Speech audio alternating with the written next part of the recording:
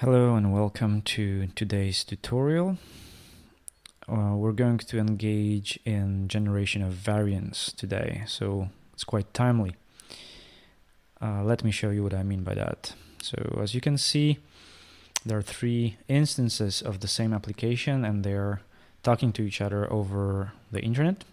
Of course, I'm running them locally here for the for the purpose of explanation. Now, each one of those has an array of shapes generated locally. So, and then the user can select which ones they like. So let's say we like these ones. And generate new versions based on the traits inherited from the ones that were selected. There is also mutation going on, so they're always going to be slightly different. So even if we select only one of them, they're always going to appear slightly different. So now, the interesting part, of course, is what happens if this information is shared over network. Right? So what you can see now is that everybody starts sharing the traits that were selected. So now, let's say if I focus on this one only, right? Everybody's gonna get something similar, although they're still slightly different, meaning that I can take, this evolution somewhere. Let's take a look here, maybe. Let's generate something really awkward. Okay. Let's say something like this. And it's becoming weirder and weirder. Okay. So now, but let's say this person really likes this figuring. Well, what they're gonna get is a combination of the traits shared over the network and whatever they liked. So that's what it is. Now for a little bit of background story, what we're doing is sort of archaeology, in fact, because we're referencing a very famous project by Carl Sims from the early 90s called Galapagos. So here you have an array of computers, and there are creatures being generated there. And the visitors in gallery can step on these pads in front of the screen to indicate which ones do they prefer. And of course, the genetic material of these creatures is being passed on to the next generation. So this is an early example of so-called artificial life and evolutionary computation. Another reference is Greg Lynn's project, actually two of them from late 90s. The prototype house for Long Island and the embryological house, which got very, very famous. And what we're referencing here is a particular technique which I wanted to share with you today. Namely, as you can see here, there is a mesh representation of some kind of geometry, but it has a bone structure in it, which limits or constrains the kind of deformation that can take place here. So it's a way of constraining variation and keeping it within a range of something that we would consider a project. I think it's interesting to revisit those projects, and I strongly encourage you, of course, to study them on your own. And well, last but not least, I don't know if this is so clearly recognizable, but our core interest here is the very famous example of Paleolithic art, which is called Venus from Willendorf. It's actually a scan of this figurine well, I think it has some interesting things to say about contemporary network culture and its endless generative potential. So, without further talking, let's just start and enjoy. So, as usual, we're going to start with an empty project, and first of all, I want to import the assets that I have for you, but importantly, everything besides this network manager script, we're going to use this later, and I'm going to show you how exactly. If you import it right now, it's going to generate an error. So let's just drag and drop this here. And there we are. So what we have here is just very few items. And the most important one is this figure in here. So let's take a look at it. Maybe I'm just going to change, as usual, to something that I like better. And maybe adjust the camera a little bit. These are just cosmetics. And maybe what I want to do is to rotate this figurine just like so. So first thing that we want to do is to be able to address this figurine's bone structure in order to create new versions of it. By this, I mean specifically that, as you can see, this object consists of two things. One is sort of skin, which is its mesh, and another one is the armature, which is a big hierarchical structure consisting of many different bones attached to each other. And, for you to understand what happens if we start manipulating these bones, let me show you here. Right? So the whole mesh is going to be deformed. And that's what we want. Now, there are so many bones, so we need to do this by some kind of code. And that's going to be our first task for today. So perhaps I'm going to save the scene under some name that I like. Let's say generator scene. There we go. And yeah, maybe I'm just gonna drop it into the scene so that everything is orderly. And what I want to do is perhaps first of all, I'm just gonna create a button for us. There we go. And maybe make it bigger, customize it real quick. So I'm just gonna, instead of this blank thing here, I'm going to give it my own sprite right there. And I don't need the description perhaps, but who knows, maybe I'm just gonna say that this is about evolution. So evolve, something like that. And I'm going to change the font and the size like that, and the color. And also I'm just gonna position somewhere below. Yeah, and now lock it to a corner, just like here, or to the center, whatever.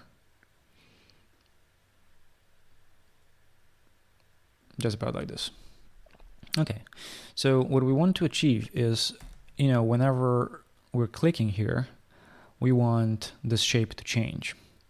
And we're going to do this by creating a new script. Let's just call it generate new variance. All right.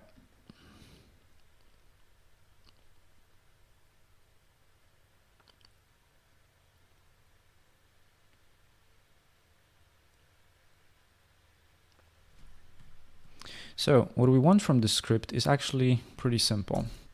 We want to have a reference to the mesh part of it, which is actually called skinned mesh renderer. And what is important is that this renderer has references to the bone structure on its own, so we won't have to search in here. Let me show you what I mean. Let's go to the script here. So let's provide the public skinned mesh renderer reference. Let's just call it my skin. And what we can do is we can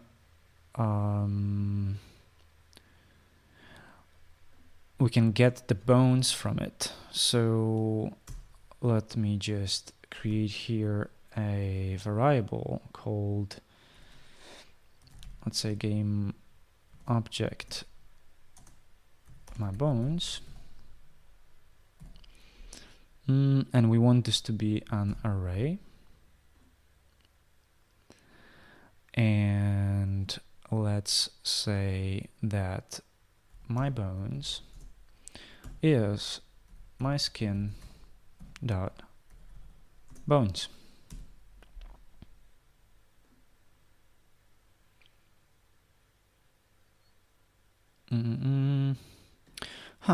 Okay, well, actually, maybe instead of storing it as a game object, I'm just going to store it as a transform. Why not? Even better and cleaner. Okay, so we have this. Now, we don't need to do anything in the update, but what we want is, because we want to generate this change with the button, right? So what we want is some kind of public function. Of course, arbitrary name, which is going to randomize the scale of all the bones one by one. So we need to start counting for integer, for integer I is 0, I is smaller than my bones length, I plus plus. Right, so this is our basic counting structure, and then what we want to do is to say my bones, so this particular one,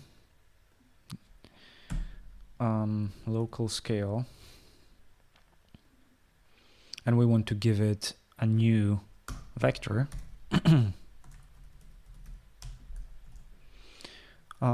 with random values.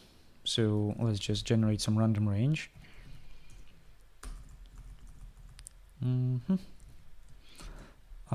Let's say, let's do it, let's be quite radical. So 0.5,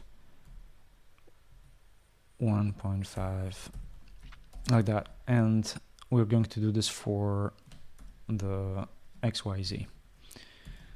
It's a very crude way of doing things, but it's fine for our purpose. All right, so we have this, and let's see if this is already useful. So I'm going to save this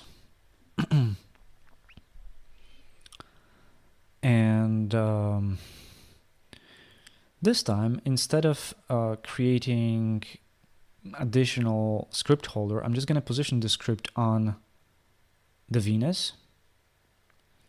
So let me just do this, like so. And I'm going to provide the reference to its mesh. Now, what I need to do is to provide the reference for the button. So, of course, I want to make sure that the button is able to interact with this. Let me scroll down here, drag and drop the object and address the script. So make sure that whenever I click, generate new function is called. I'm going to save this and let's see if we are achieving what we want to. Yes. All right, so we can create all these different versions of the original. Some of them are quite radical, some of them still resemble the original. That's exactly what we want.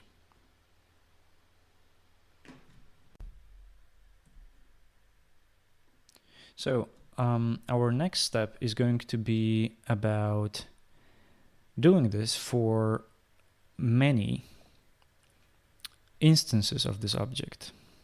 So in order to do that, I'm going to show you an important trick or technique. And let me just do that. So what we want is, we want to have many of those of these shapes across the screen, but we actually want to treat them as images, or frankly as buttons. And there are many ways of doing this. Of course, I can start essentially just copying this and positioning here and doing gray casting and so on and so forth.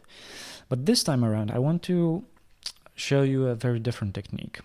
So instead of doing this, what we're going to do, we're going to create an additional camera. Let's just call it Venus camera. All right, and now what we're going to do is we're going to create a more complex object that consists of the figurine together with the camera. So I'm going to create a new object, let's say empty. I'm just going to call it Venus. And it's going to consist of this mesh together with the script, but also of the camera. Right. And now what I want is to adjust the what we're looking at, what we can see through this camera, just like so. That's pretty good. I'm going to also change its color, just like that. And now here's the interesting trick. We can render what this camera sees into a texture, and then use this texture as a tile on our screen, or as whatever graphics we want, and in our case as a button. So in order to do that, first of all, I'm going to show you how to do this manually, and then we're going to have to do this all by code, because of course creating so many by hand is very, very tedious. So I'm going to create a render texture. Let's just call it Venus render texture. There we go. And now what we want to do is to say that the Venus cam, so this camera, is rendering into this target texture here. So I'm just going to drag and drop the texture there. So now instead of overriding what's going on the screen, we still have main camera, and it's perfectly there. Everything is fine. But now the Venus camera is rendering into a texture, which we can use just like this. So I'm gonna create a new raw image, and it sits right here. Let me just move it somewhere, maybe into a corner. I'm gonna make it slightly bigger so that we can see what's going on. All right, like that. And what I want to do is to give this image a texture, which is this one. Right? So this is what this camera sees. So now what we can do in our scene is to take this whole assembly and treat it as one object, and just put it somewhere, wherever in the scene. And we're still going to be happily seeing whatever the camera attached to this is seeing, which is great, because now we can have many tiles, and then actual objects distributed somewhere in the scene. We're not looking at them, we're just looking at the pictures. So I'm actually going to call this image, let's say, Venus image, like that. And I want some additional things together with it. So I want this image to actually be a button. Let me scroll down here and add a button component to it, just like that. So now this is clickable. Let me show you.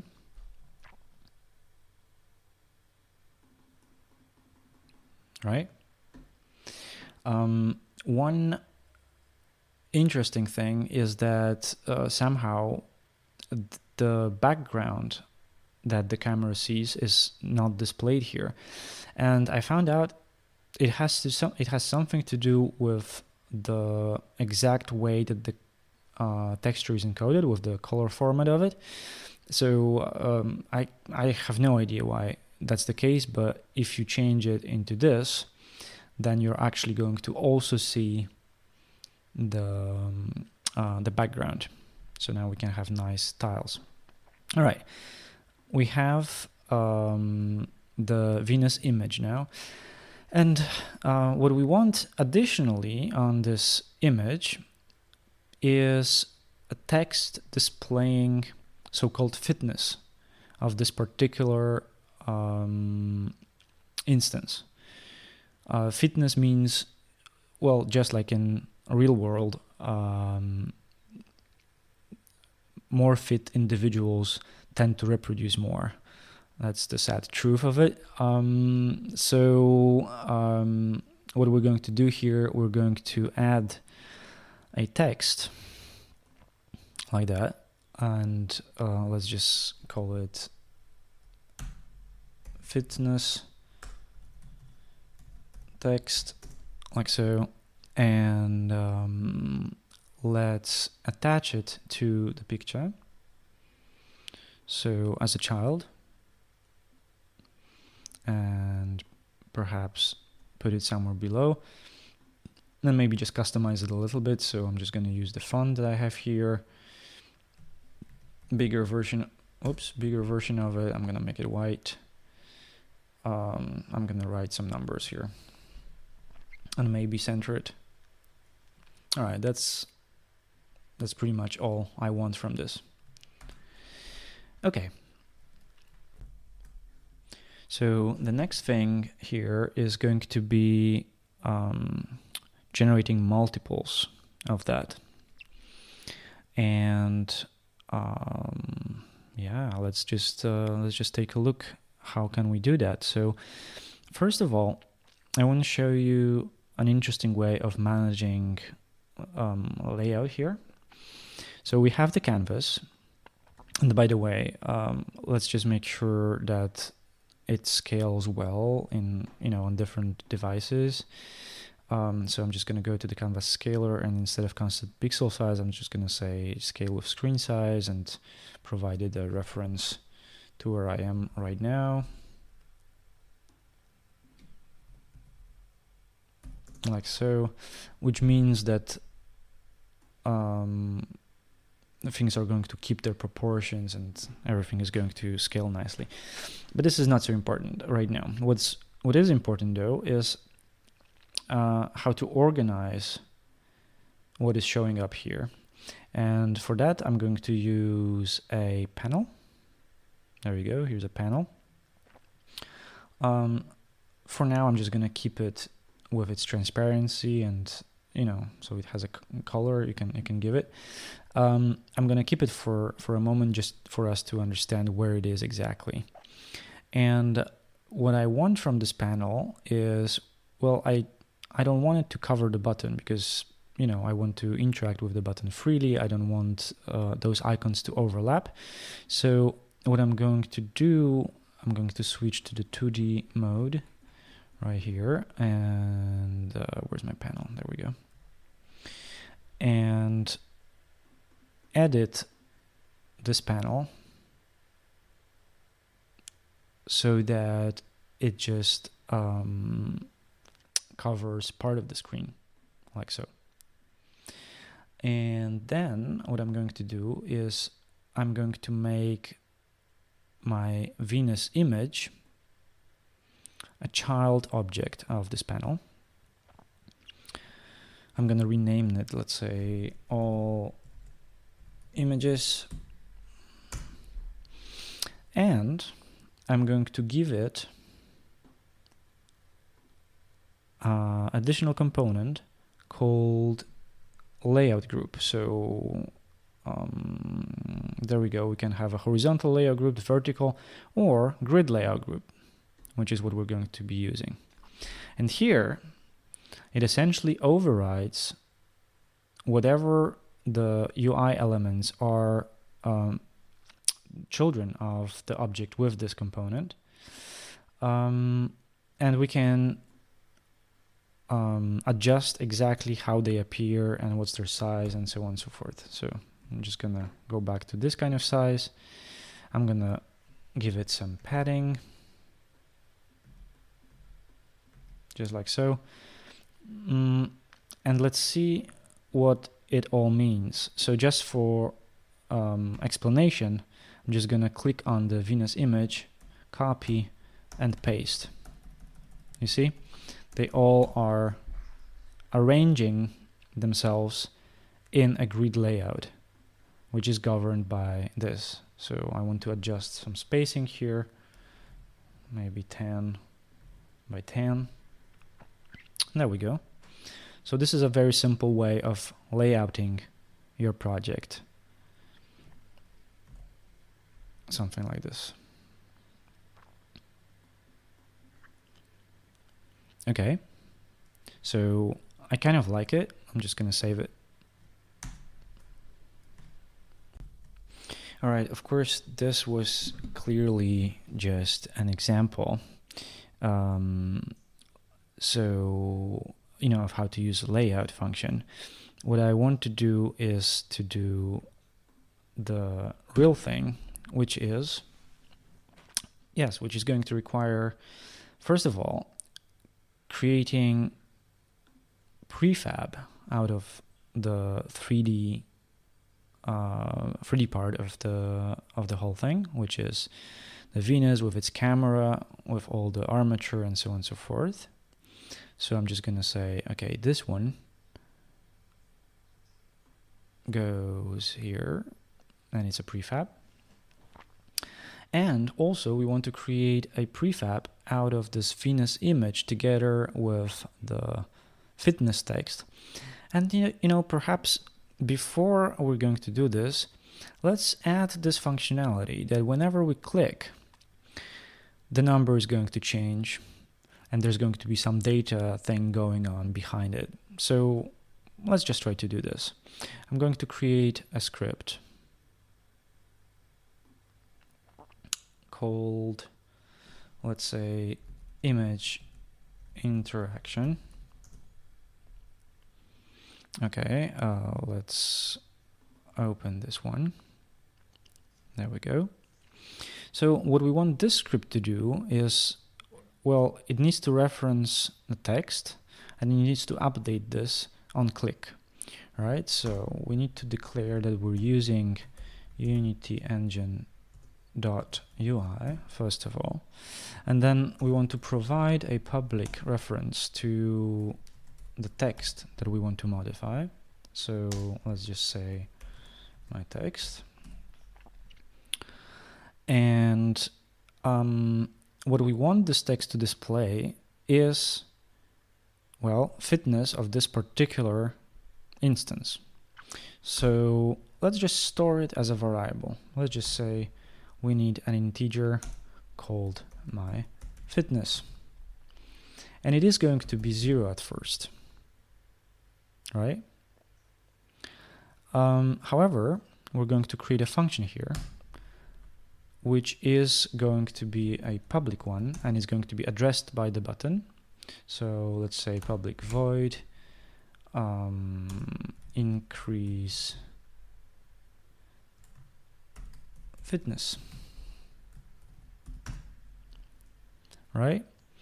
And what this is going to do is going to increase my fitness by 1 and also update the text. So my text dot text is my fitness. We need to cast it into a string like so, right? Because this is a number, while what the text needs is a string of letters. So this is a comment that does this for us. Okay, let's save this and bind all these things together. So let's take a look. We have the script. We want the script to be sitting on the Venus image somehow. I think that would be useful. Or perhaps we could just add some additional script holder.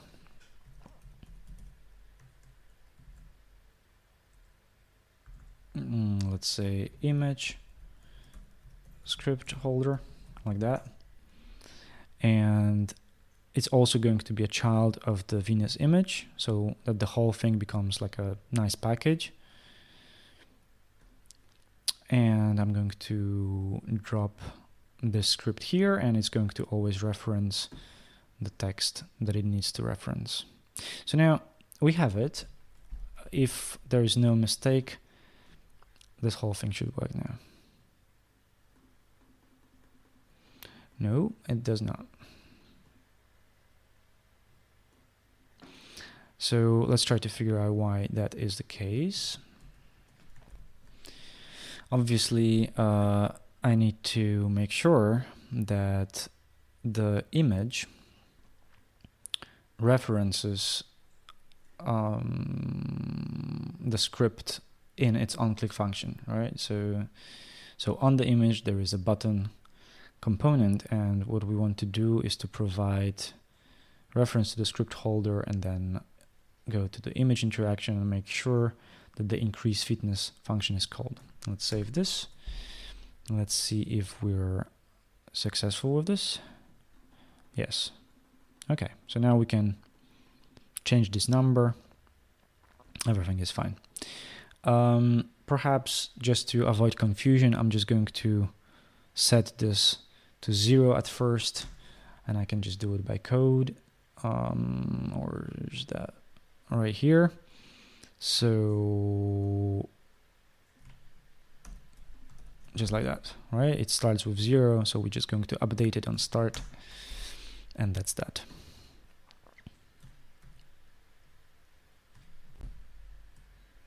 So we're ready to make a prefab out of this, right? So this whole thing is just going to become an element that we're going to be reusing. I'm going to drag and drop it here. Okay. And then perhaps last thing that I want to do just for cosmetics, I am kind of not very happy with this panel and its appearance, so I'm just really going to take away all the alpha. Okay, so now what I want to do is to delete both the Venus and the Venus image and create a script which generates however many, let's say 30, of the instances of the 3D shape together with the camera, as well as 30 images, and binds them all together through a render texture. So that's going to be the trickiest part, I would say, of this tutorial. But I think it's worth going through it, because then you're going to understand how you can automate a lot of things through code. First of all, that you can, and second of all, how actually easy it is and straightforward. So let's just start that. I'm going to create an empty here, script holder. And on that, there's going to be a script, which is, let's say, the generator, right? as usual, we want to open this one. Okay. So now, what do we want from this script? Well, we know that we want to manipulate some game objects with it. So first of all, there's going to be this prefab, which is the Venus prefab together with the camera. Let's just call it a game object. By the way, public.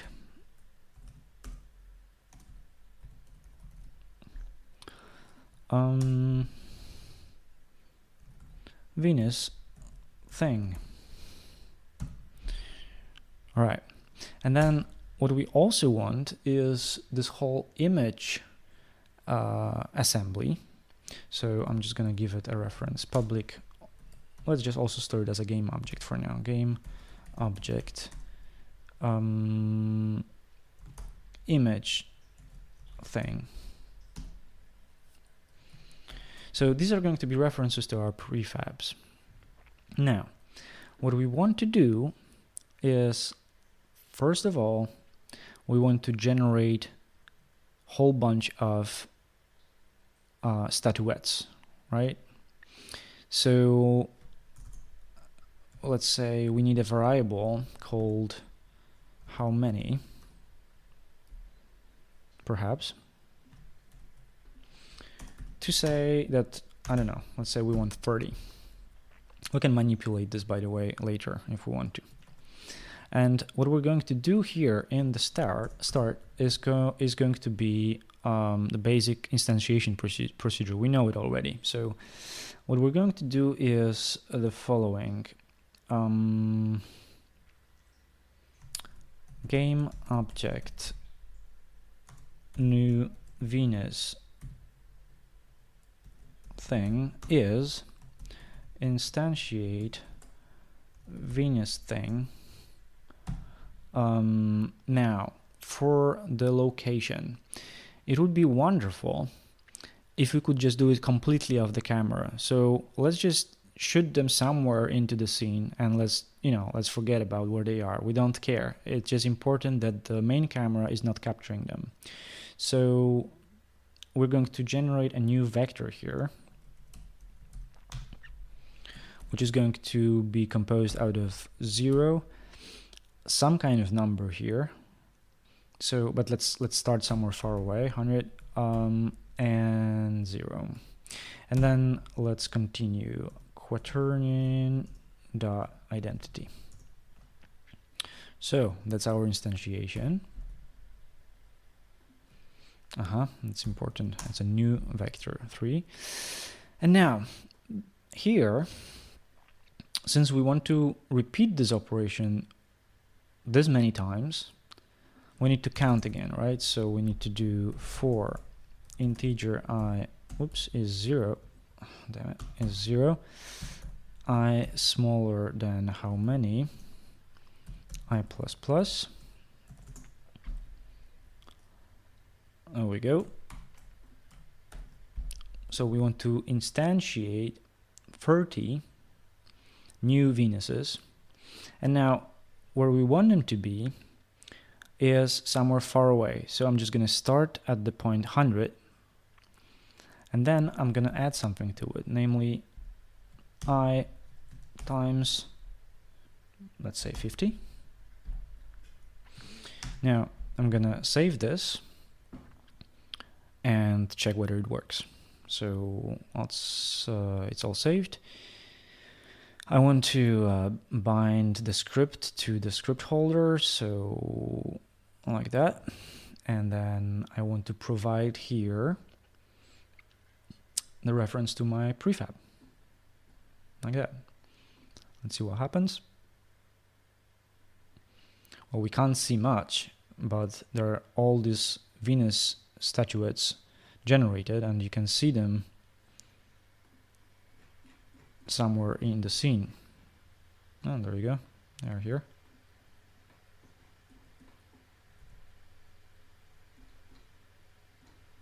This one. This one. And so on and so forth. So, perfect. They are there. So let's let's go further with this. Now we want to generate all the images so that they fill the all images panel.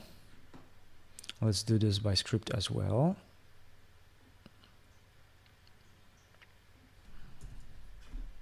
So I'm going to say game object new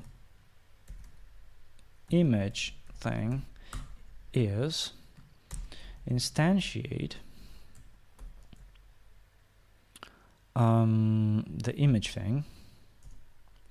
And to be honest, I don't care where it's going to be, because the layout tool is going to lay out this for me. So the only thing that I need here is to provide the original and the parent.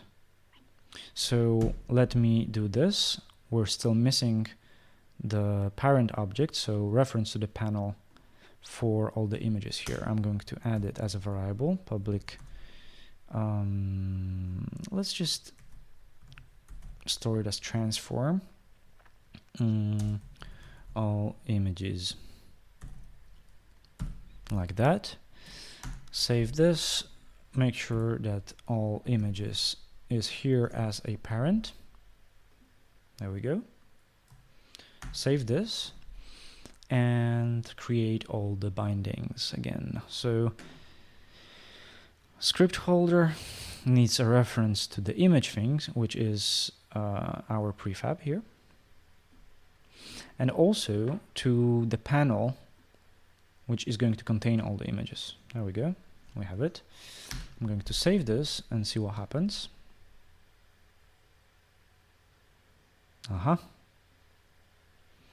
So yeah, perfect. We kind of have it. Maybe I'm just going to adjust the amounts here. It's a little annoying that I have to go back to the code, so perhaps I'm going to make this variable public. Say I'm just going to change it like this.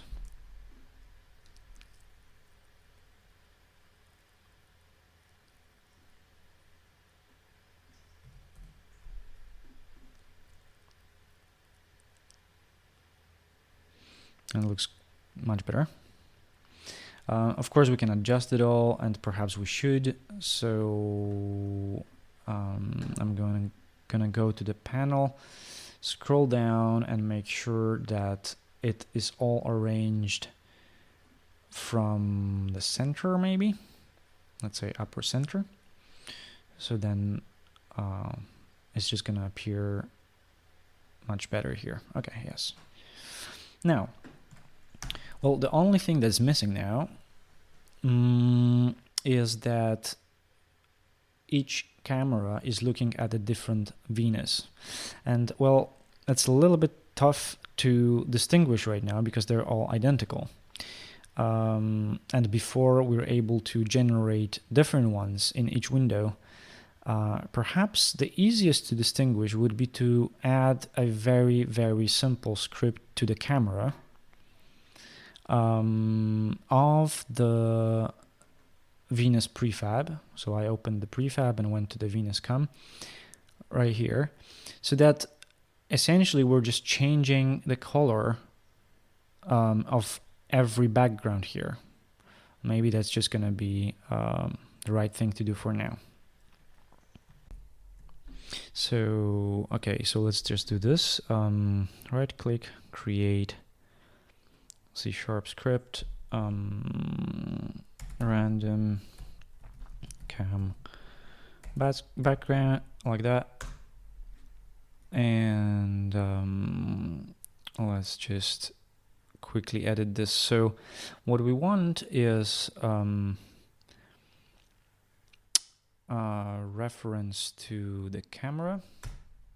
So we want a public camera, my cam, and what we want to do in start is my cam dot background color is a new color, And of course, we're just going to generate random color. Random range from, well, let's just constrain this range to something pinkish bluish or something like that. So let's say 0.2 to 1, like that. And let's repeat this 3 times for all the 3 channels. 1, 2, 3. This one is going to be lower until, let's say, this. And this one is going to be as high. Let's not forget the semicolon. All right, that's that. Update is unnecessary. There's nothing happening on update. Save this and apply this to, well, perhaps we just drop it onto the Venus in the prefab. Let's take a look here. Yeah, why not? There we go. So now what this should do is it should generate different color for all those different cameras. Now we won't see it, however, just yet, because what we want is this cameras to render to separate render texture, and we want these render textures to be assigned to all the newly created images, and this is what we're going to do right now. So let's take a look here into the generator. So we're creating a new instance of the statue. We're creating a new image. Now, what we want is to also create a new render texture. So render texture current texture, for example. That's just my name. It's going to be a new render texture, and let's give it dimensions. So let's say 256, 256, not too big. How many dimensions? Aha, depth is 4. I don't know if I understand it correctly, but ARGB would be 4.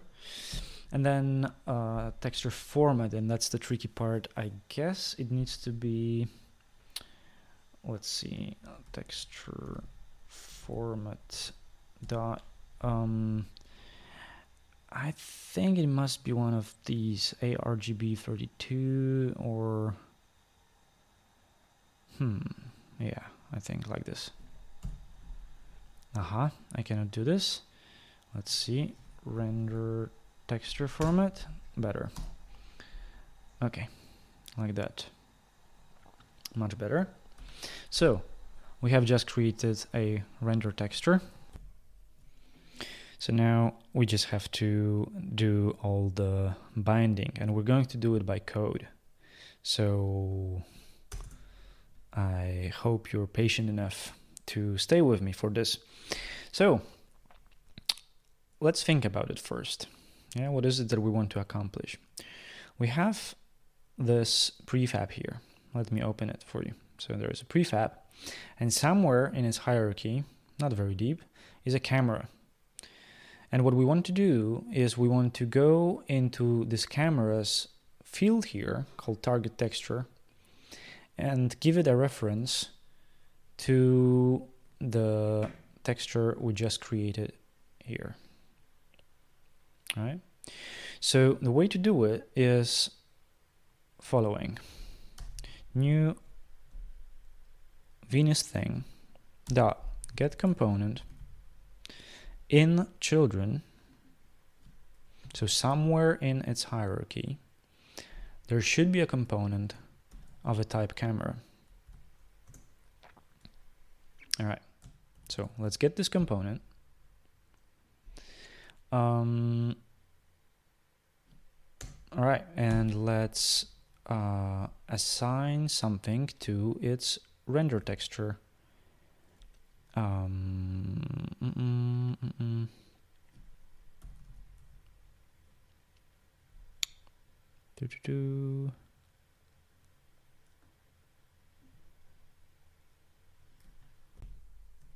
So target texture, right? There we go. Target texture is current texture. And that's that. So this should do the first part of the trick. And the second part of the trick is to assign the same texture to the image. All right? So let's see if that works. New image thing dot texture. Of course, we're saving this as a game object. So what we need to do is, of course, get component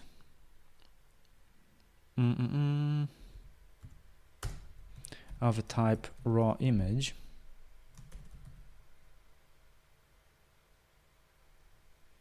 Why is this not available to us?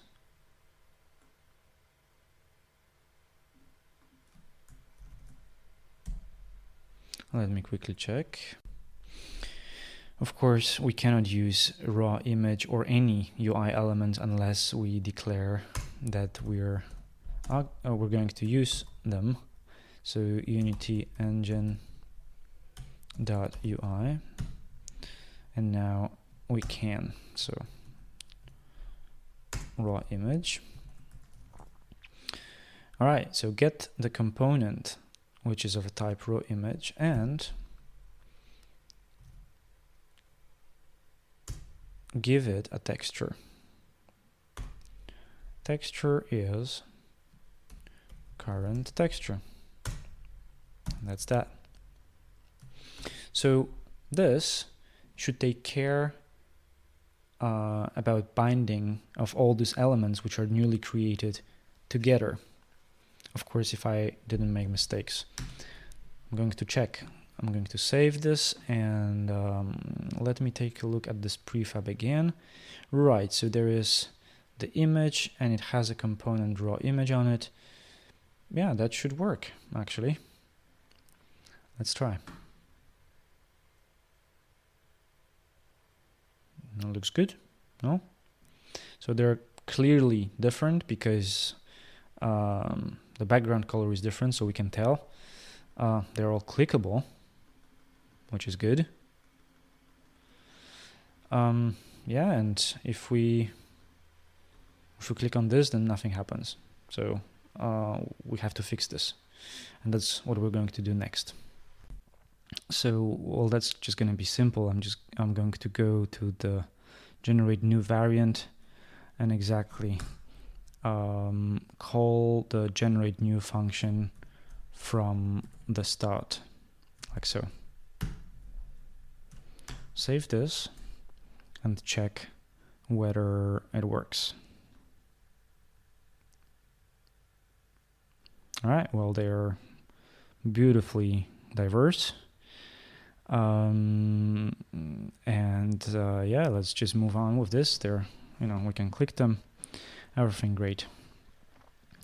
So the next thing is that we want to bind this button to all the newly created objects. And of course, this cannot be done by hand. So we're going to have to do it by code. And the way to do it is the following. We want to provide the reference here for the button. So public button, let's say evolve button. And what we want to find out here is, somewhere on this object, there is the script which has the function to generate new variant, right? Generate new. So we somehow want to make sure that within this iteration, so we're creating a new statuette, we are creating a new image, and we're binding it all together. Well, additionally, we want to bind the button to the function from the script which sits on the new Venus thing. Okay, so in order to do that, we're going to search for this script and we're going to store it as a variable. So you know that we can have game object type of variable, transform, button, integer, all these different variables. But actually, let's just type in the name of our script, generate new variance. Well, that also can be variable. Yeah, so I'm just going to call it for now my script, and I'm going to try to find it on the new Venus thing. New Venus thing dot get component. Let me check quickly where is this component exactly located. So I'm going to go to the prefab, and I see. So this is the object. Below in hierarchy it has this whole mesh assembly, and there is the script. So what I'm going to do right here is to search for components in children, and we want a component of the type generate new variance, like that. Okay, so now we have the reference to the script. The only thing that's left is to attach it somehow to the evolve button. So on click, add a listener, and here's a really confusing part of syntax. I cannot really explain it. It's called lambda expression. Doesn't matter. Well, it essentially allows you to connect not to the name of it, not to anything else, but to the function that actually is behind it. So my script dot generate new parenthesis, right? So if we're successful, this should create automatically the binding between the script that sits on each and every of this newly created mesh objects with this one button that we're referencing here.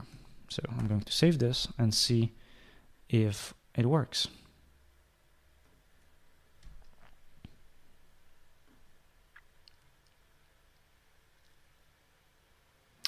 Nope. The reason for it, I guess, is that I didn't provide the reference to the button. So let's go script holder. There we go. We need the reference to it. There we go. Let's try again. All right, we have all these different initial random versions, and whenever we click, they're equally random again. So now is the time to do some evolution, and that's going to be pretty exciting, I would say. So let's save this. All right, so let's take a moment to think about what is it exactly that we want to achieve. Let's play this thing. So there are all these different versions, and they all have different traits, essentially expressed as a vector, as a list of vectors, scaling their bones in different ways. They can all be clicked. So now what we want to do is to create some kind of bucket where we're going to drop only the traits of the successful versions or variants. We're gonna drop them all into the bucket, we're gonna shake it up, and then we're gonna pick the traits and create new population out of only these traits and not any other ones. So with some luck, we can evolve in a direction that has something to do with the individuals that we selected before. So how to create this bucket? Well, probably we're not going to create it on any individual, but we're going to create it somewhere outside. So probably the script holder, and in particular the generator script, is going to be the place where we're going to store all this information. And we're going to need to find a way how to push all this genetic codes to this script. Okay, let's try to do that. So first of all, let's create a bucket. So there's the generator script. I'm just gonna create, well, okay, let's take a look first at the generate new variants, right? So for now, we're simply creating a vector right here, which is a random one, and we're assigning it to the local scale. Let's be a little bit more sophisticated about this whole procedure, all right? So what we actually want, you can see that, you know, there's a list of bones, right? And we're assigning new vector to every bone. So just like that, I would like to create a list of vector 3, which is going to be called my genes. I don't care about scientific accuracy here at all.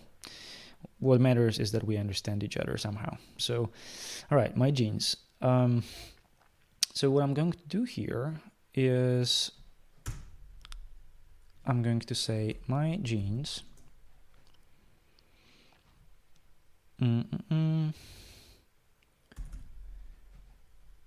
is this new vector,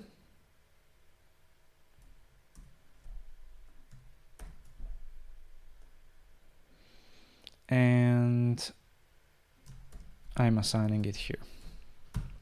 Well, it looks like cosmetics, but actually I just want to be clear in what is being transmitted where and how exactly and what's the name of it. So also importantly, I have to make sure that I'm initiating this array. So right now I'm only declaring it, but what I also want to say is that my genes is actually a new array of vector 3s, which is of the size of my bones dot length, like that. All right, so I have this, which is great. And now what I want to do is I want to push this information, which is all my genes, into a common pool. And frankly, I want to do it with this image interaction thing, because this is where I'm increasing the fitness. Maybe that's the best place, you know, whenever I'm pressing here that something is happening, and the general pool here in the generator is going to be updated. So yeah, let me try to figure out what kind of structure would be necessary in order to accomplish that. Okay, so first of all, let me just create here in the generator some kind of container, like a bucket, for all the traits that we want to inherit. So since what we're dealing with is a list of 3D vectors, is actually a list of 3D vectors, so an array of 3D vectors, what we want to create as a bucket for all of them is a list of lists, right? So list of vector 3 arrays gene pool. All right.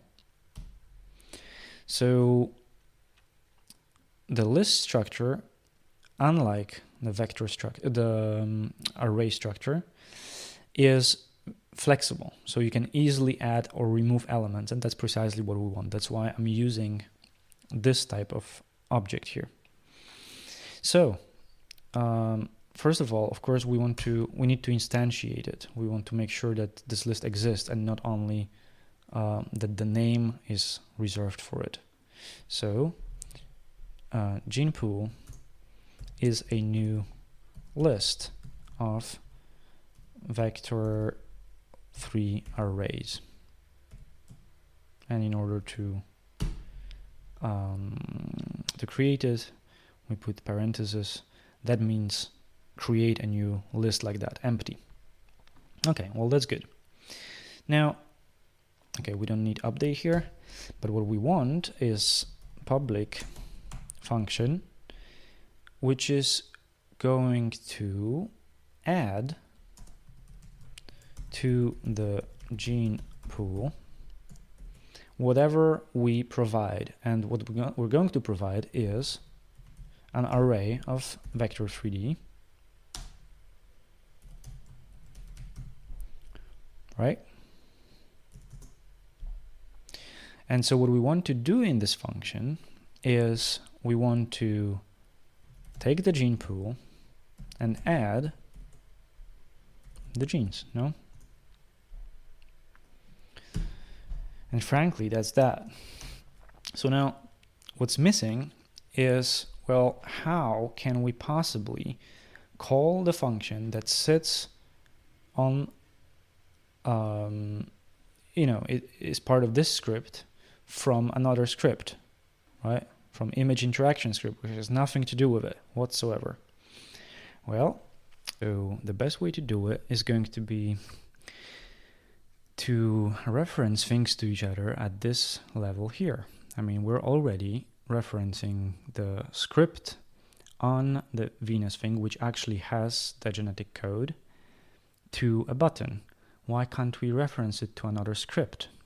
Yeah, there is no problem with that whatsoever. So actually, what I'm going to do is to go to image interaction script, and I'm going to create here a variable, which is going to be public, by the way, of a type generate new variants. My script. All right. So that's that. And what this variable is going to expect is that we are going to provide here a binding between the script on the image, which is called image interaction, and the script on the statue, which is called generate new variants, right? So I'm gonna here say image interaction, the image script.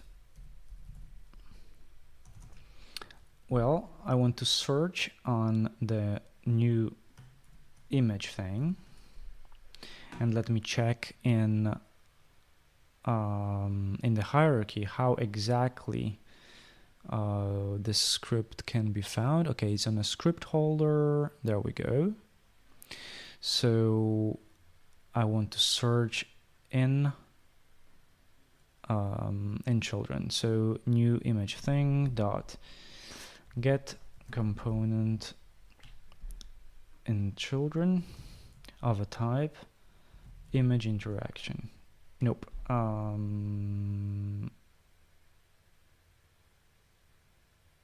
Yep, exactly.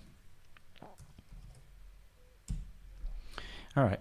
So now what we want to do is to say this: the image script dot, it has a field which we just created called my script, right? Equals my script. This one. That's perfect. So once we have this, so the binding is created, we can expect to be able to use whatever is public in this script. And for now, the only public thing is the mesh skin. But if we make the genes public, we can access them from outside. That's what I want to do. So in the image interactions, while increasing the fitness, what we're going to do is we're going to reference my script dot my genes. There we go, we can do it. That's amazing. So this is an array that we want to provide for the function that then sits on the generator. Okay, so we also need to provide a reference to the generator as well. Well, that's not very difficult. Let's just say public generator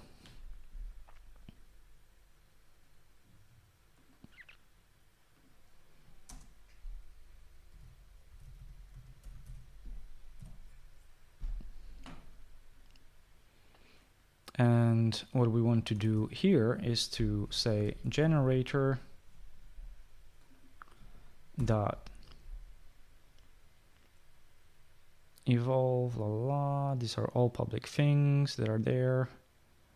Venus thing, la la la. Well, I need this public function to add to the pool. Let me save this for a moment. Check where it is. There we go. Public void add to the gene pool. So generator add to the gene pool in parentheses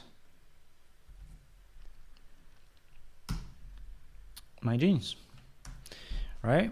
Well, that was pretty complicated, but yeah, that's what you can do. You can bind things together without really touching them, just by searching for functions on objects and referencing them to each other. There is one last binding that is missing here, and this one is we're just going to provide by hand. So since there is only one generator,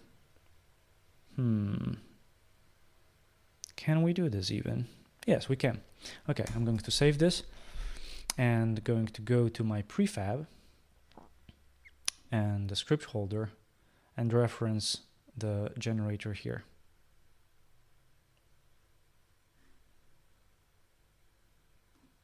Maybe. Or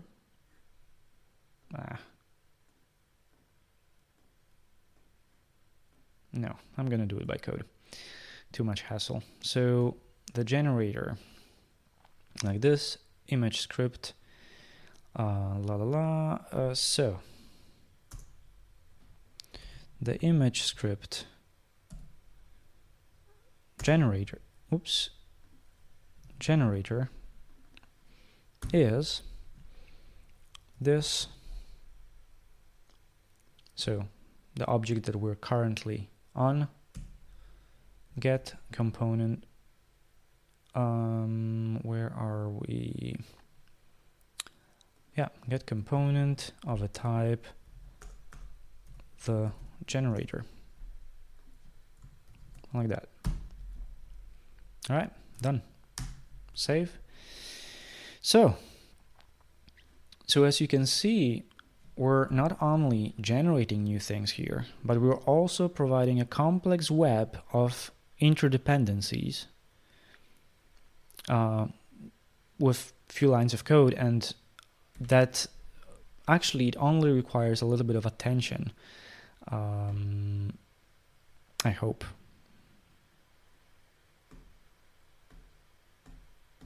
Right, I can do all this, and if I click here, there is no error, which is a very, very good news. I want to double check whether everything is fine by debugging here. Debug.log, adding some genes. Save.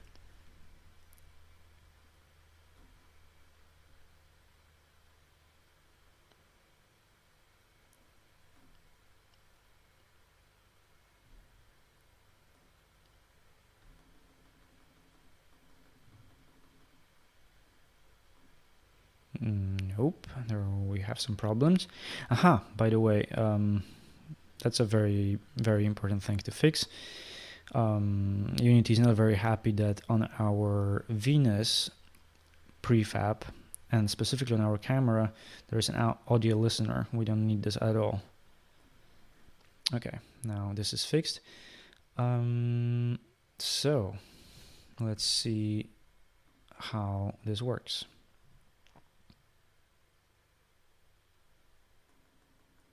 All right, we're adding some genes. Everything is fine.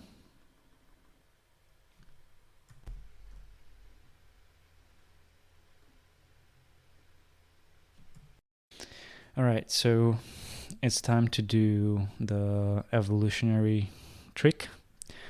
And in order to do so, what we need to accomplish is that generate new variants script has access to the gene pool, the general gene pool, which sits on this one object that is there. Now, well, we are referencing the generator, so we already found it, and we have the two other scripts. So the last missing link here is a connection between the generate new variants and the generator. And actually we could do it relatively simply if we could create a different version of this generate new function which expects our genetic pool to be provided here. Then we're simply able to pass this information to all the instances that we're generating here. And this is exactly what we're going to do. So I'm going to go to the script which sits on the individual variant, let's call it, and I'm going to create a new public function called generate new from pool, and I'm going to expect here a list of vector-free arrays, which is going to be called the genes, or let's say all genes, something like this, right? So now this function needs to do pretty much the same thing, but instead of using the random variables here, it needs to be using information that is provided by so essentially that is stored in the gene pool. So what I'm going to do is I'm going to copy this entire thing, paste it here, and figure out how can I change it so that it makes sense in evolutionary computation way. So first of all, well, I don't want this randomness. I'm going to take this away. Now, what I want to do is I want to randomly pick from the bucket of available genetic pools, right? But I want to do it, well, the way I'm going to implement it here is that for each bone being responsible for a particular body part, let's say, I'm just going to pick a random trait from the pool, and this is what's going to constitute new variation. So let me show you what I mean. What I'm going to do is I'm going to say all genes, and here I'm going to say, well, I want a random one from the whole pool of them. So I'm just going to say random range from 0 to all genes dot count. So unlike array, where the length of the array is stored under dot length. With lists, it's dot count. Okay, so I have this. And so this is going to pick a random trait. And well, I want to have the correct one, right? Because there is a bone structure which is very particular. So I don't want to just pick something that, is unrelated to the body part that I'm working on right now. No, I want to work with the trait that is present for this particular body part in the instance that was selected by the user as interesting. And this is precisely what this line does, right? It's random, so it's going to be all mixed. But still, there are going to be resemblances because we have a pretty large population of 30 individuals. So I think that should do. And now we have the function, which means that we can work with it from the generator. So we have this evolve button situation here where we're referencing the script, right, which sits on each and every statue. And instead of calling generate new function, which we were doing so far, this one, we're going to call this function and provide the data necessary, right? So, because we have it. So generate new from pool, and what we want is reference to the gene pool,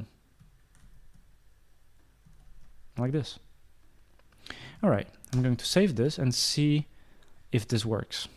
So with this, we should have local evolutionary computation accomplished. Let's see. All right, so let's say this one is interesting. I'm going to select a couple of those and maybe this other one. So, I'm just taking them because they're small, unlike the other ones. They have particular features. It can be recognized. All right. Well, so they seem to resemble each other, which is great. So now I'm going to pick some of these with like a very strong feature somewhere. Something is not exactly right. Yes, of course. So, of course, we are only adding to the pool and we're not resetting it every time we're generating a new population. So this is what we need to do. Otherwise, we're going to have, all the past being simultaneously available in the genetic pool, which means that, we're just going to be running in circles. So we don't want that. Let's go back and change this. Okay, so not only we want to add to the gene pool, we want to have a function which cleans it. Public void clean gene pool, like so. And that's going to be a one-liner. So gene pool dot clear, like that. So this is going to be, this is just going to erase all the data from the list. Now, what we want to do is actually to have this function available on click as well, right? On the same button. So whenever we're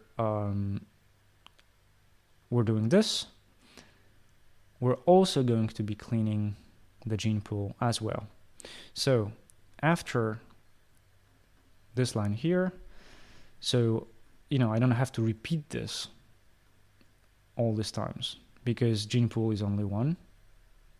So I just need to call this function once from here. And that's what I'm going to do. I'm going to say evolve button on click, add a listener, the special magic lambda expression, clean gene pool. Oops. Right. So let's see if that is any better.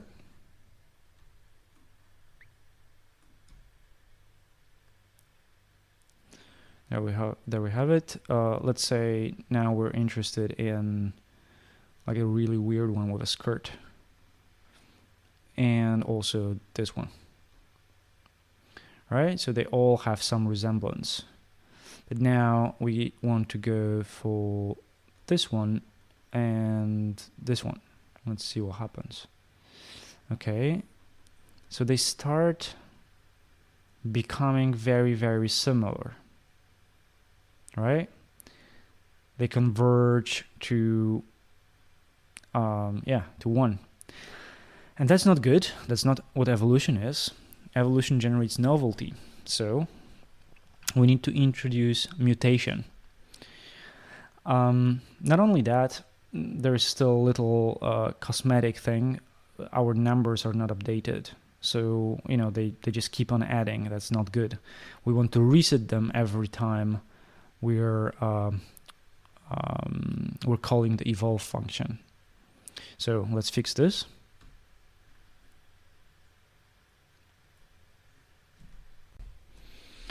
All right, so first let's go again to the generator. And again, we have this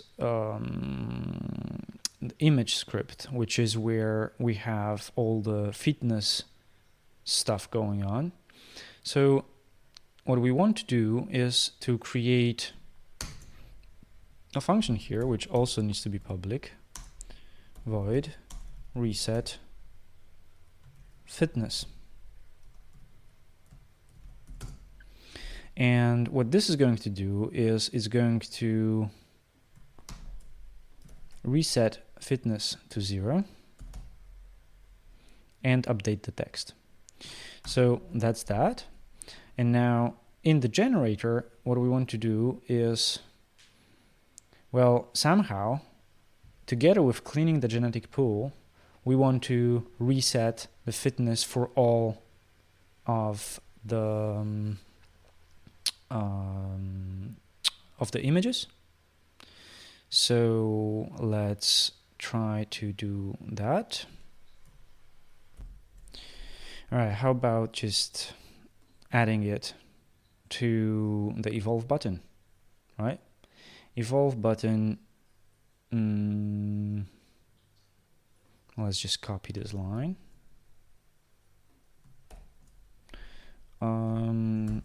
Yep. The image script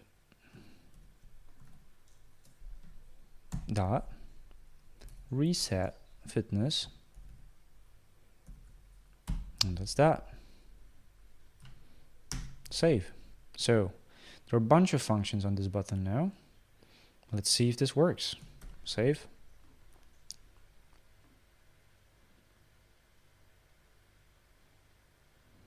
Let's say this one is cool and this one. All right, so we have different versions of this. And the fitness number is reset. It's good. Okay, so now what's left is to create novelty. So to create variations. And that, in evolutionary terms, is a result of random mutation. And we can do this in different ways. But the way I'm going to do this is I'm simply going to make sure that whenever I'm taking the genes from the pool, there is slight error. Let's say all the time. I mean, I can do it, I can do it however I want. We're not biologists here. So what I'm going to do is, let me think. Right, so in order to manipulate the incoming data, I'm going to have a local variable here, current gene, and that's going to be it, right? While my genes are going to be essentially always a new vector, which is made out of this information, but with random mutation. Very slight. Minus 0.1, 0.1. Right? So essentially what we're saying here, is that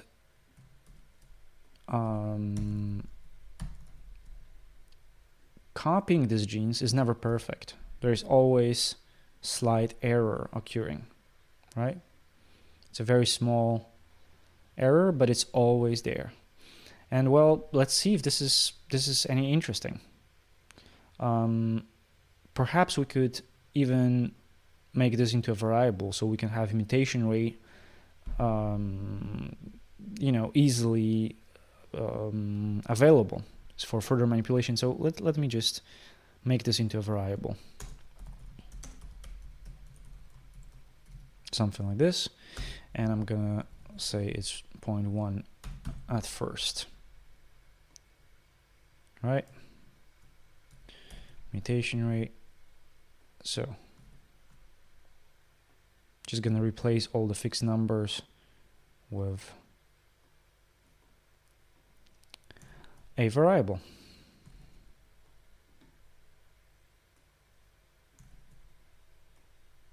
And make sure that I have semicolon here at the end of the line. Okay, that's good. Save.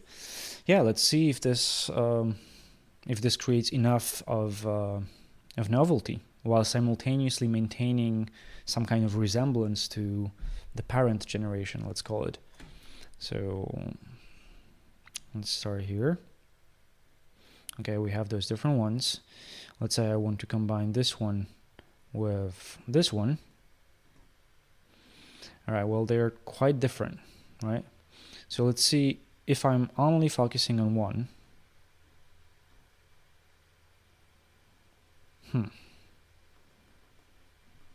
They look kind of very uniform. Yeah, the error is not particularly pronounced. So they all still kind of converge to something very similar. It's hard to escape from this, or it's just gonna take a very, very long time. Maybe let's be a little bit more dramatic with the mutation.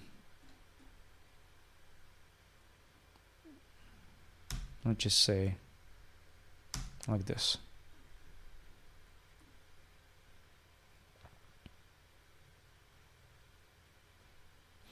All right, so let's say this one and this one.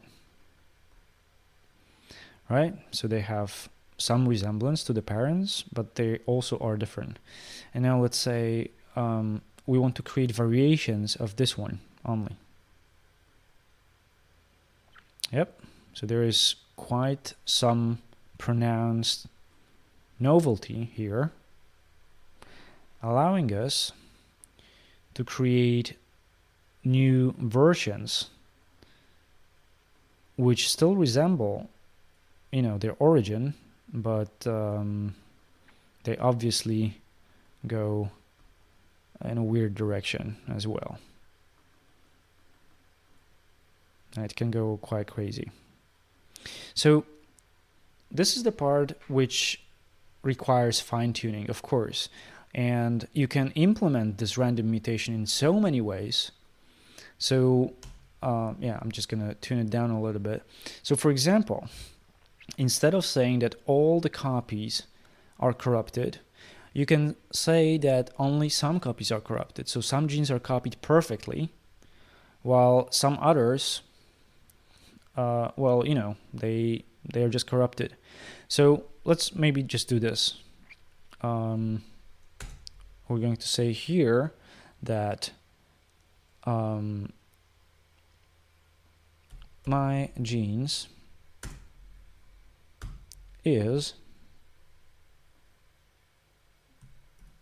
okay, my genes, the I is current gene simply. But if random dot range from 0 to 1 is bigger than 0.5,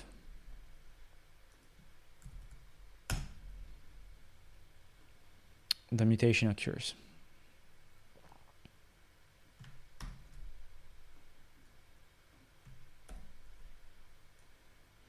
So there is 50% chance that the genes are not copied correctly. They're copied with a mistake, with an error. And the degree of this error is here. Let's see what this creates.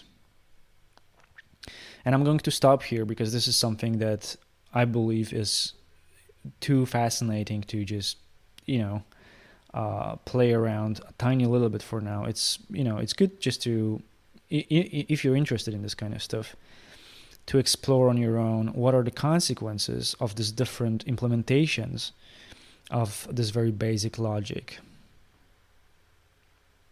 It's somehow strangely similar to the Alien, the Ridley Scott thing. I kind of like it. Okay, yeah, we have it. So now the last thing to do is going to be, just to do exactly the same thing, but over the network. But that's going to be real quick. So, just as previously, we're going to, this is saved. We're going to create a new scene, which is going to be for login purposes only. So I'm just going to delete this. I'm going to say that main camera is a solid color, whatever. And I'm going to make a button here, which is going to be the login button. We're going to use our portal, just like times before already. There we go. I don't need this. And now I'm just going to save this here as a login scene. And now, what's missing is, of course, Photon. So let me set it up real quick. You can follow me here, but you should know already how to do it yourself. So asset store.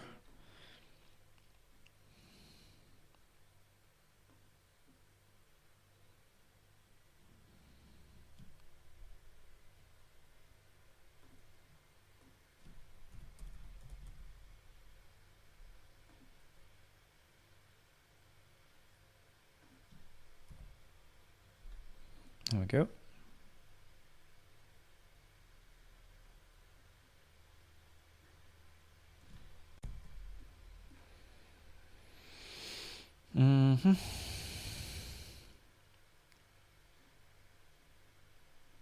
All right, open in Unity.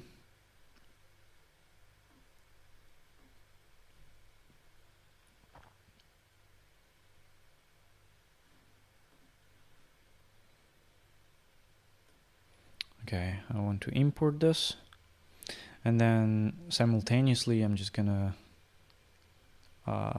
log into my Photon account. So I hope I have it somewhere.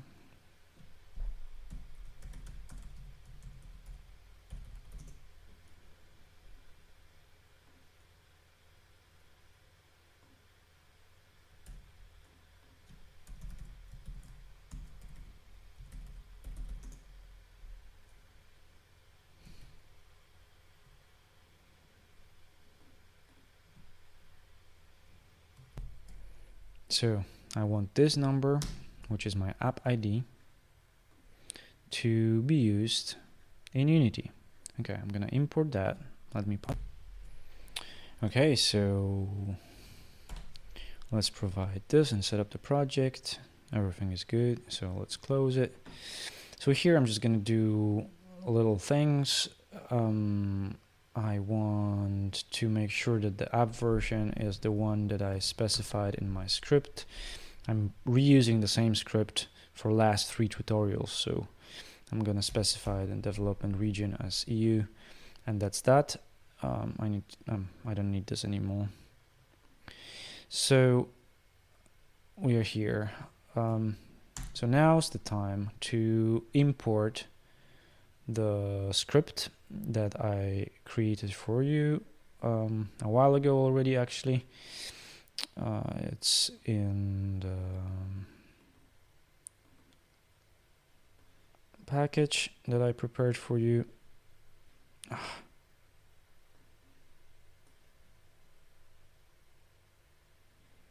right. There it is. And we want this script to sit somewhere here. So as usual,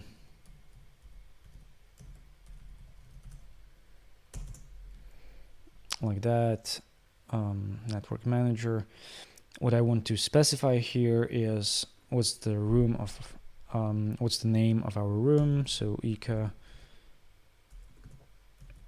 room, for example, and then first scene to load is going to be, well, I have to figure out what the name of the scene was. Generator SCN, right? So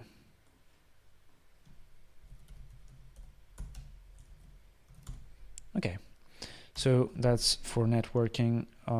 Let's see if this works. Of course, I have to add the scenes to the build settings. So login scene is added, and then also the generator scene needs to be added. And that's perfect. Let's go back here and let's see if everything works on the Photon side. And we're here. Of course it doesn't, because I need to reference the script holder with the button. So button, go down here, script holder, network manager, connect me. Right, well, that's it.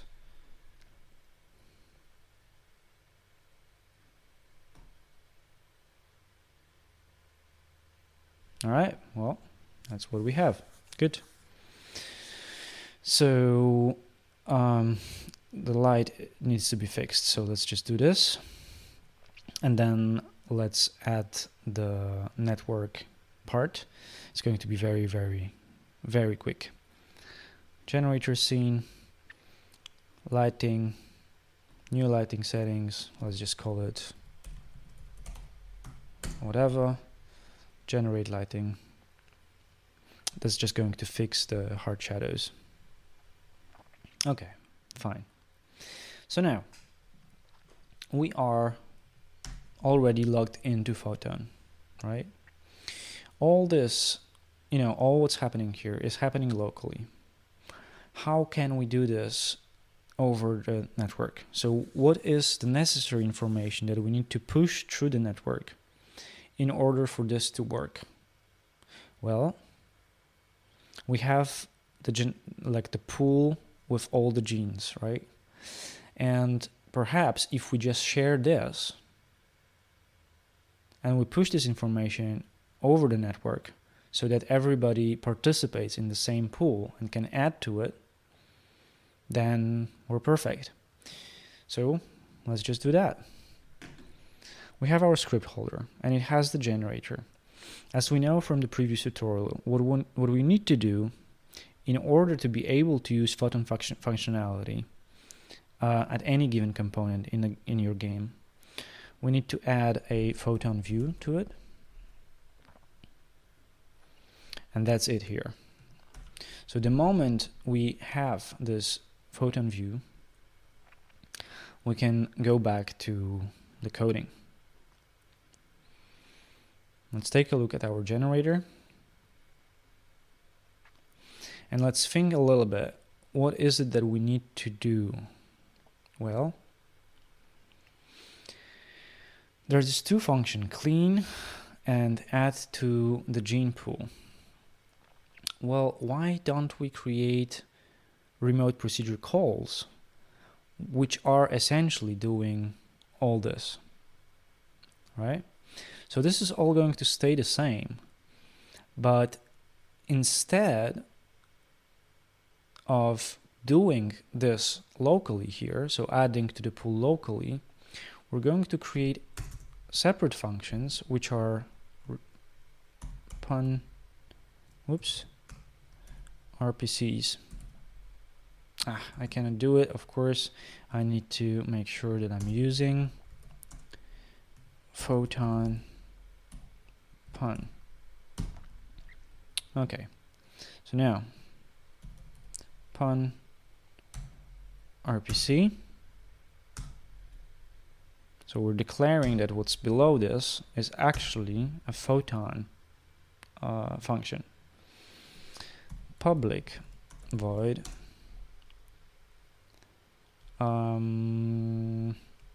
add to the pool for all, something like this, right?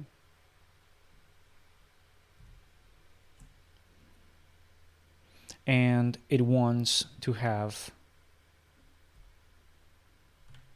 the same data.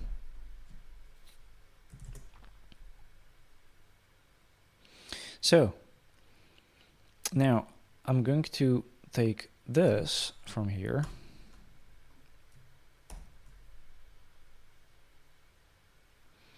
and locally here, so whenever the button is pressed, I'm gonna have to reference the Photon view component that sits on this object here locally and call the remote procedure call so that it's called on every other script holder over the network, right? So let's do that. This get component of a type Photon view. Okay, so this should give us access to the Photon view that is sitting here, and let's call RPC. First, we have to provide the name, add to the pool for all. Then we need to specify what kind of targets are we talking about. So RPC target dot all buffered, let's say, I don't know, whatever, all buffered via server. We can test all these options, and then last thing,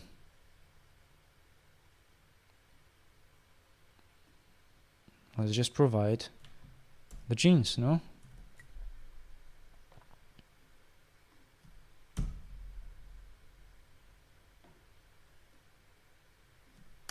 Like that, because a vector 3, array of vector 3 is something that Photon can deal with as a data structure, so everything is good. All right, we have this. Let's see if this works. So I'm gonna debug here.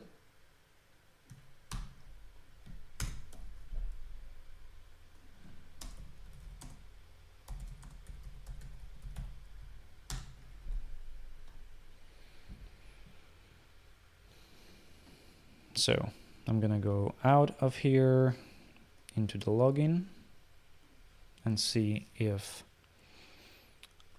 everything works fine. All right, so okay, so remote procedure call is used and the evolution takes place.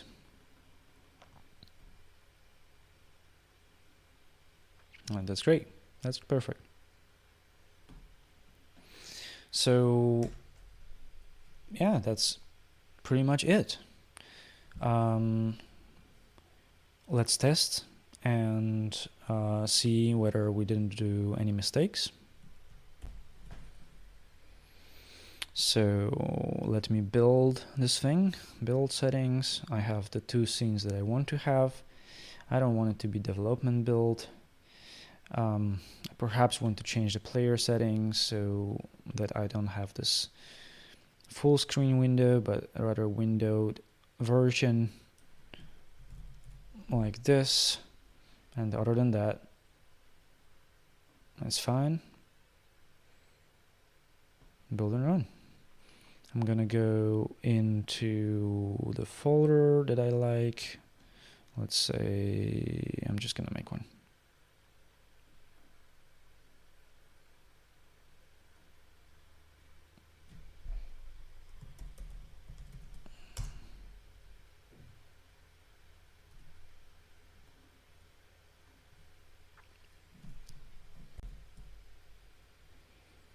Okay, we have one version here and one version here. Let's log in and let's log in here.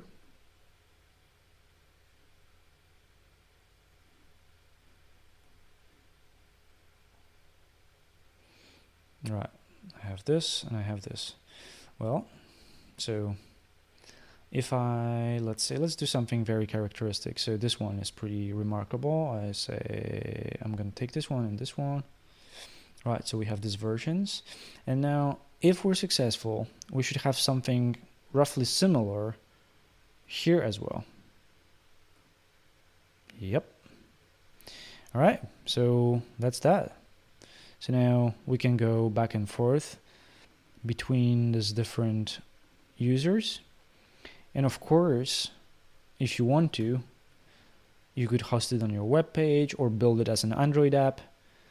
And as long as that's the case, if you have internet connection, you can evolve weird creatures together with your friends or your family or however else you want to use this. So yeah, I hope you enjoyed this and have a wonderful Christmas.